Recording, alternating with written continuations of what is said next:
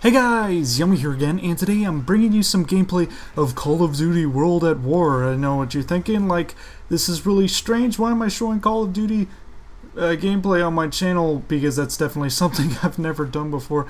But honestly, this video is about Battlefield. It is what I want the next Battlefield to be, which is Battlefield 1944. Now, Battlefield 5, in quotation marks, has been confirmed for next year, but we're not told what the theme is, so I really hope that is Battlefield 1944. And I'll be explaining in this video why exactly I think they should go back to the original theme.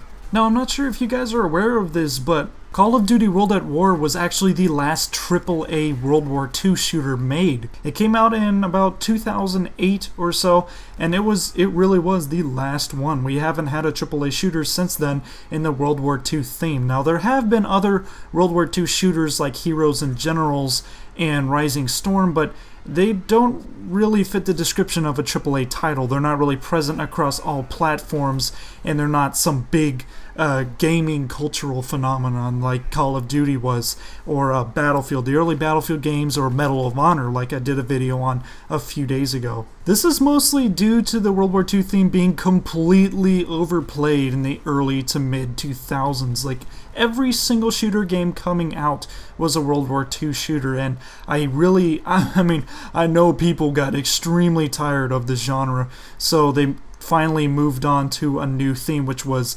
modern warfare, and that of course has been pretty much overplayed as well. And now we see games going into future, which is kind of weird that these gaming themes have moved in a chronological order from World War II to modern to future. And I mean, honestly, I'm already tired of the future shooter genre. I really hate using made-up guns. I mean, I play PlanetSide 2 every once in a while, but that is about as much as I can get out of the future theme.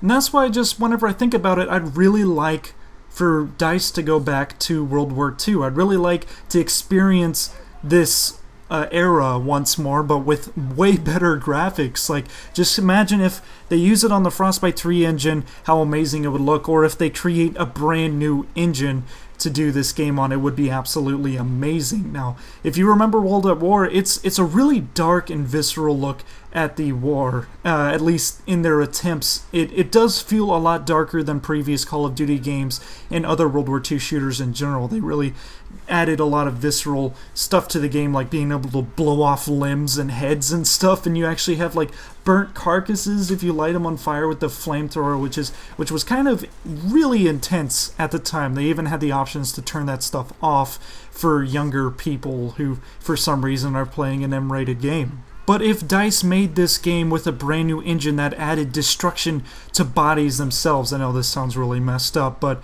just imagine how incredible they could make the storming of the beaches of Normandy on a brand new engine with amazing graphics and all of this visceral glory. And I keep saying visceral, which is kind of weird, but it is kind of the perfect word to describe how the combat should be in a World War II game. This was the bloodiest conflict in world history, and tons and tons of people were dismembered and lost limbs and stuff, so it needs to be accurately represented in a game.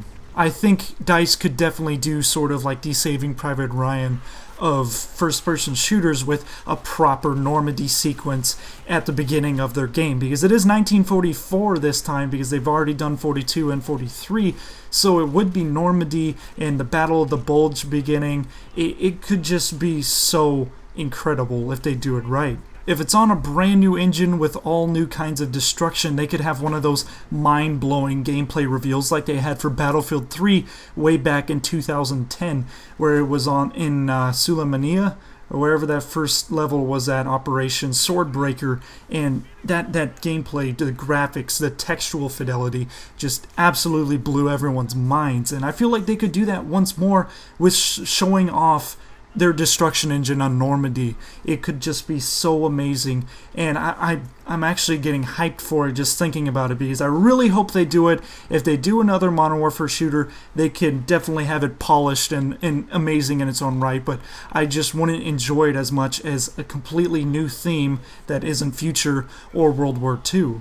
And you might think that due to the level of customization that Battlefield 4 reached, that they're probably going to be really limited in what they can do in Battlefield 1944, but this is completely wrong. I mean, well, you're going to be throwing camos of guns completely out the window, hopefully, because you're not going to have some absurd coloring on guns very much in 1940s, because that just doesn't really make any historical sense and would just come off as really goofy.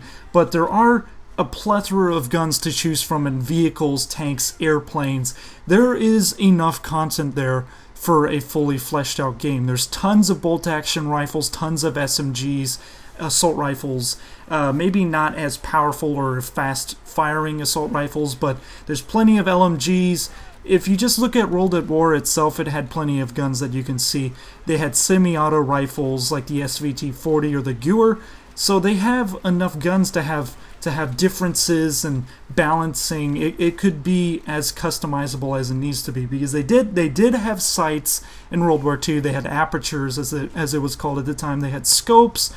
It's just there is plenty of content for the World War II era. It's not going to be one of those things where people are going to play it and feel like it's completely empty. Like kind of Hardline gave the feeling there wasn't enough content to sustain a player base over an extended period of time. And World War II definitely does have that enough content in its era. World War II was pretty much the era of dogfighting. It was pretty much the precipice of dogfighting in war history. There were so many different kinds of planes and Spitfires and Kitty Hawks fighting against the Japanese and German planes that it would be absolutely amazing if they implemented dogfighting correctly. It could be like War Thunder, but pretty much stuck in first person. I think it'd be cool if you were stuck in first person doing it, but they probably would add third person as well. And it could just be amazing. Maybe making maps specifically for dogfighting. It would really do the war justice and be able to accurately represent dogfighting in it, and it would probably gather a huge fan base on its own. World War II was also pretty much the biggest tank conflict in history. I don't think there was another war with as much tank combat as World War II had, and they could even have an interesting balancing choices, maybe giving the Americans more Shermans than the Germans have Panzers or Tigers, because the Panzers and Tigers would be so much more powerful than the Sherman tank that the Americans would need more for the teams to be balanced. I think that'd be really interesting. Maybe have some cool cat and mouse gameplay playing out. And there's also plenty of infantry anti-tank equipment such as the Panzerschreck or the bazooka. They're also, I'm not sure how effective they would make them against the tanks, because you don't want them to be overpowered, and maybe they might be battle pickups or something like that, because I can't imagine them being very balanced inside of a soldier's loadout. And you would have to go to AA cannons on the map to take out the airplanes as an infantry soldier, so having them around key points on the map might make them strategic locations that you need to fight for to capture and to dominate the air. I think an interesting thing they could do with LMGs is not make them available for infantry themselves, but make them as stationary guns overlooking key portions of the map, like MG42 nests and stuff, and make them very powerful, stuff that you have to fight for, something that you want to gain so that you can have that massive advantage over the enemy team, and make them want to not charge out in the open. If this would even be better if they made it a lot harder to kill people with standard guns. If they made the MG42 just this amazing machine gun that's at only stationary points on the map inside of bunkers and machine gun nests, it could add so much more strategic elements to the gameplay. Carrier assault could also be brought into World War II from Battlefield 4. I think it would be really cool having two, like maybe an American and a Japanese carrier going against each other. Maybe have land or maybe not. Maybe make it to where you have to amphibiously cross over to the enemy carrier or fly over to capture it from the inside, kind of in a Battlefront 2 style, like the space battles in that game. I think that would be really cool and accurate. And I mean, hopefully if they have that mode, they won't give either team too many planes so that you wouldn't be doing any kind of kamikaze attacks on enemy carriers. Like, hopefully that wouldn't do damage. I'm not really entirely sure how they would balance that out, but hopefully they'll encourage kamikazing too much, because I can see how that would become a massive problem in the game. And to increase the coolness factor even more, they could have like the most interaction between NPCs and players in all of the Battlefield games, such just call-outs and interactions between your own players and the enemy players, talking like the soldiers are talking, yelling at each other and stuff. They could make it so immersive and make sure that they have that AAA audio that Battlefield has been known for, and also the Medal of Honor franchise as well. They had really good audio, and if it carried over, this game could just be so immersive and amazing. So what are you guys' thoughts? What kind of Battlefield would you like to see Battlefield 5 to be? Would you like it to be a World War II game, or would you like to explore another era, such as maybe go back to Vietnam or Korea maybe? Or would you just like it to be a Modern Warfare game and just way more polished than Battlefield 3 and Battlefield 4 were? Leave your comments down in the comment section, of course, and if you guys like this, make sure you hit the like and subscribe button. And this is Yummy. Goodbye, and good hunting.